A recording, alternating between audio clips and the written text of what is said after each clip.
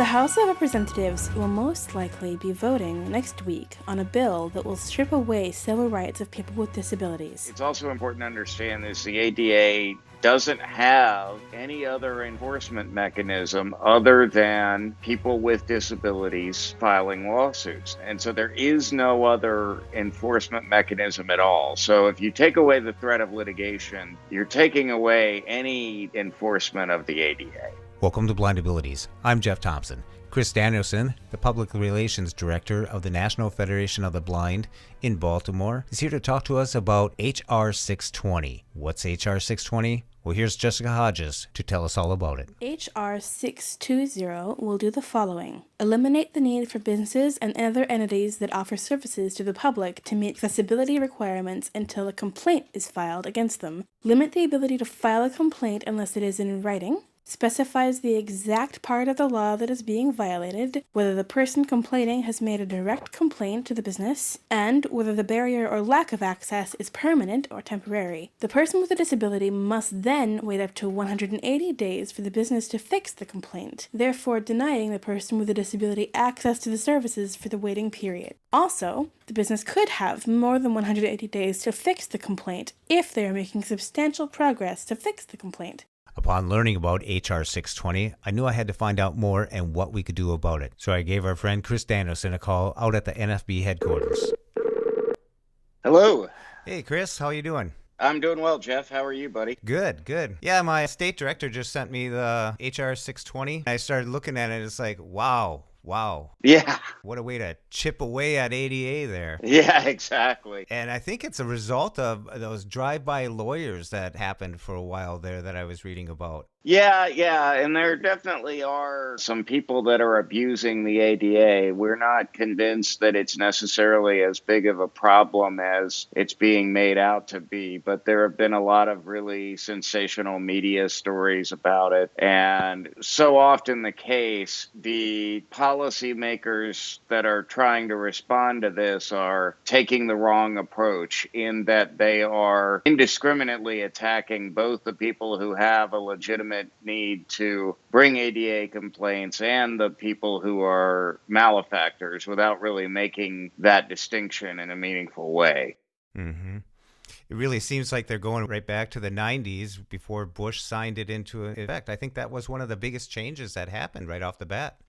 Yeah, exactly. And it's important to remember that the ADA is a compromise in and of itself. There were a lot of concerns that businesses had when the ADA was passed. And the reason that the ADA got bipartisan support and was able to be passed was that there was a compromise reached. And the compromise said that certain businesses are exempt from the ADA, are completely exempt if they're small enough. Certain historic buildings and historic places don't have to be altered, for example, in terms of physical barriers, and businesses can bring a defense that an accommodation or a modification that's been requested isn't readily achievable. The court then has to take into consideration how much it would cost the business relative to its overall size and assets and things like that.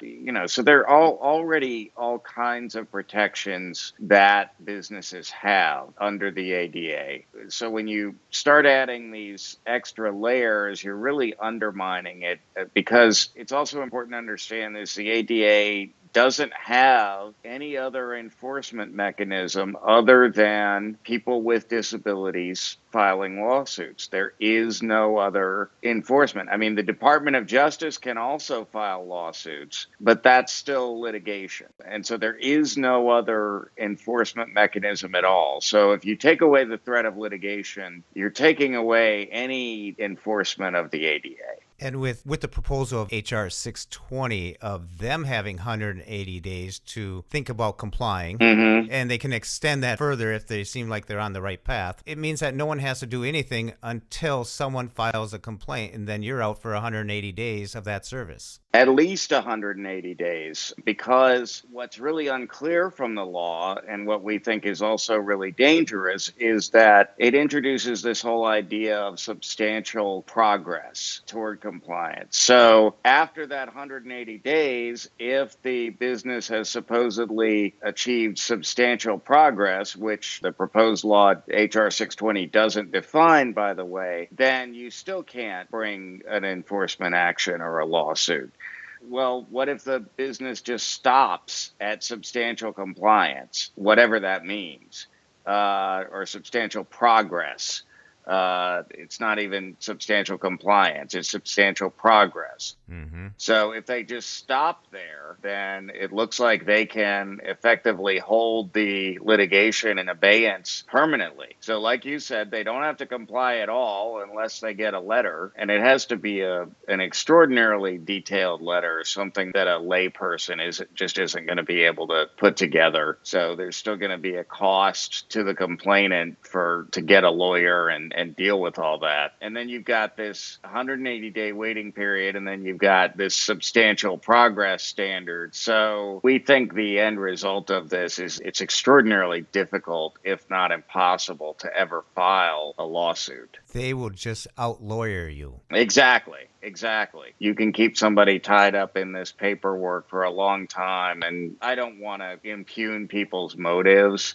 But, clearly this is meant to be a deterrent to litigation. And I would suspect that some of the advocates of this law kind of are hoping that some people will just go away because they can't get satisfaction through this process. Well, this really caught my attention because I recently been to England, and there's a lot of older buildings there. And like you said, historic buildings are exempt. But there were so many buildings there that the stoop in front of their buildings, is a foot high. Mm-hmm. There's no way for access. The buildings are made of bricks, so there's no way of widening the doors. I get that. But here in America, when we're much newer than England, in a sense, it just seems common sense that all the new stuff being built can have the wider doors, can have the access in the bathrooms, the toilet paper height, and, the specifications. It just seems common sense to me.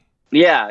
I mean, it really shouldn't be a problem with new buildings. And a lot of times it's not. The question is whether you have an older building that's potentially exempt. And even then, unless it has historic protections, when you renovate, you're supposed to incorporate the new, they're not new anymore. The ADA is almost 30 years old now. Mm-hmm. One of the things that's hilarious about this whole debate is they're claiming, well, businesses don't have notice. Well, they've had notice for 28 years, almost 28 years now. The ADA is not a brand new law anymore. And there was already a phase-in period. It was passed in 1990. It didn't really go into effect until 92, I think. Mm-hmm. There was already that. And at this point in time, to say that you're not aware of the ADA, gosh darn it, it's just too hard to know what I'm supposed to do. That's not a reasonable excuse anymore. No, we're talking about architectures, and we're talking about construction companies that have to get permits all the way down. They have to meet code for all this, that.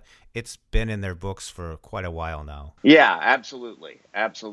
And even the newer issues like online accessibility, there's a wide degree of awareness of that now. And even though there aren't any regulations in place, there's enough out there. There's WCAG 2.0. There's people who are aware of what needs to be done in some of these areas. And this is something that's pressing right now because they want to throw it to the floor next week. Yeah, that's pretty scary. Unfortunately, it's a problem. We're going to have to get mobilized to really prevent this thing. Unfortunately, it's gotten a lot of momentum, and it needs to be stopped. I'm glad that people are getting it around, so I suggest that people contact your representatives and get the word out that, this is something that we don't want to happen. Absolutely. This is not a good thing. The effect of this will be very bad for people with disabilities. It won't solve the problem that it purports to solve, and it will put a lot more burdens on people who have legitimate reasons to bring complaints under the ADA. Mm-hmm. And I wish they would look at what they call the serial lawyers that are going around and just filing just for, it's more important not how much money they're going to make on that than fixing the case. And I wish they would go after them. Well, and some courts are starting to actually, and there are already procedures and that can be taken in court against a lawyer who's behaving this way. And there are ways to complain against the unethical actions of lawyers. Every state has a bar association that's supposed to examine violations of the licensing requirements for lawyers. So there are things that can be done to get at the folks who are actually abusing the law. Great. Well, Chris, is there anything else you want to say about HR 620? No, I hopefully have convinced everybody that this needs to be shot down. So I think I'll rest my case. Well, thanks a lot for coming on the Blind Abilities and sharing this. And we're going to try and get the word out as fast as we can here. All right. Really appreciate that, Jeff. All right. Well, thank you, Chris, for all that you and the NFB are doing for the community, and keep up the good work. Well, you do the same, Jeff, and thanks so much for having us on the podcast again. All right. Have a great day, Chris. You too.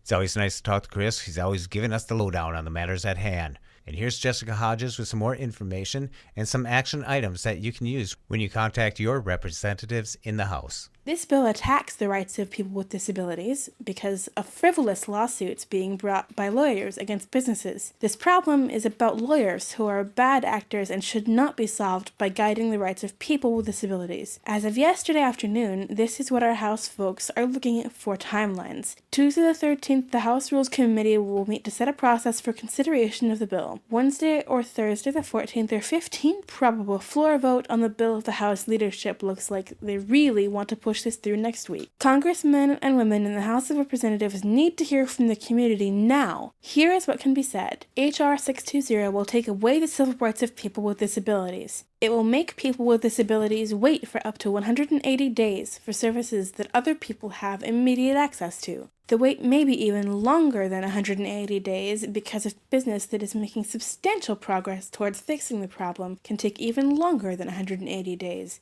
HR 620 will eliminate the need for businesses to be accessible until a complaint is received. There will be no need to make a business accessible until someone complains. That will mean many groups building new buildings, renovating buildings, opening new businesses will not make their services accessible. HR 620 shifts the burden of accessibility from those who offer services to the person with a disability. No other group needs to prove their right to access to publicly offered services. We should not be getting the rights of people with disabilities. If there is a problem, we should be limiting the actions of the small number of lawyers who are bad actors. HR 620 will take away the civil rights of people with disabilities. Would we ever think about eliminating the rights of any other group of Americans? This is disgraceful.